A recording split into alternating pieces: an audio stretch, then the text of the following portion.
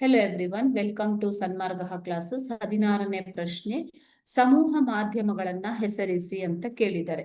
ಆಧುನಿಕ ಸಮಾಜದಲ್ಲಿ ಸಮೂಹ ಮಾಧ್ಯಮಗಳು ಅತ್ಯಂತ ಪ್ರಮುಖ ನಿಯೋಗಿಯಾಗಿ ಕೆಲಸ ಮಾಡುತ್ತವೆ. ಅಂತಂದ್ರೆ ಸಾಮಾಜೀಕರಣದ ನಿಯೋಗಿಗಳು ಮಾಧ್ಯಮಗಳಾಗಿ ಕೆಲಸ ಮಾಡ್ತವೆ ಮಕ್ಕಳೇ. ಓಕೆ, ಸೊ ದೂರದರ್ಶನ, ಚಲನಚಿತ್ರ, ಸುದ್ದಿ ಪತ್ರಿಕೆಗಳು, ನಿಯತಕಾಲಿಕೆಗಳು, ರೇಡಿಯೋ, ಓಕೆ, ಮುಂತಾದವು, ನಾಟಕಗಳು, ರೇಡಿಯೋ ಮುಂತಾದ ಸಮೂಹ ಮಾಧ್ಯಮಗಳು ಸಾಹಿತ್ಯವನ್ನ ವಿಪುಲವಾಗಿ ಬೆಳೆಸುತ್ತವೆ.